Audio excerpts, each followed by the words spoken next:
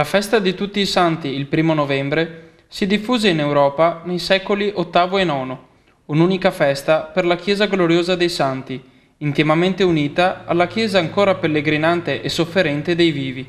È una festa di speranza, ci richiama al nostro fine e alla nostra vocazione vera, la santità cui tutti siamo chiamati. Di recente si è diffusa anche in Italia la festa un po' sarcastica e molto commerciale di Halloween, ma le sue origini sono pure cristiane. Halloween, dall'antico All Hallows Eve, significa la sera della vigilia di tutti i santi. Papa Gregorio III volle la festa di tutti i santi nella stessa data in cui i pagani celebravano la festa di Samain, una sorta di capodanno che separava il periodo estivo da quello invernale, con l'intento di rielaborare i miti celtici alla luce della nuova simbologia cristiana. Nella notte di Samain, per i Celti, fate ed elfi erano soliti fare scherzi agli uomini, da qui l'usanza del dolcetto o scherzetto.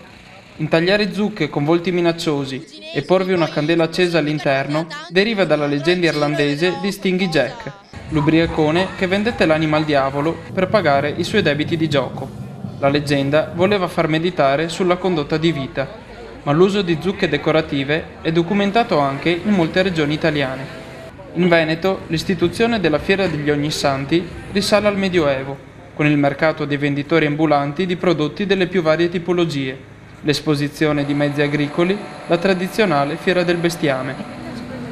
Fate l'applauso, signori, mamma mia!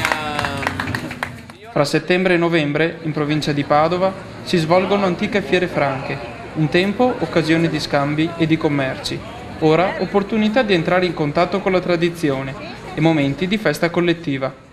A Monselice si svolge la Fiera dei Santi, attestata dal 1738, con esposizione di autoveicoli e mezzi agricoli, Fiera del Bestiame, vendita di prodotti tipici locali, Luna Park e molti eventi culturali.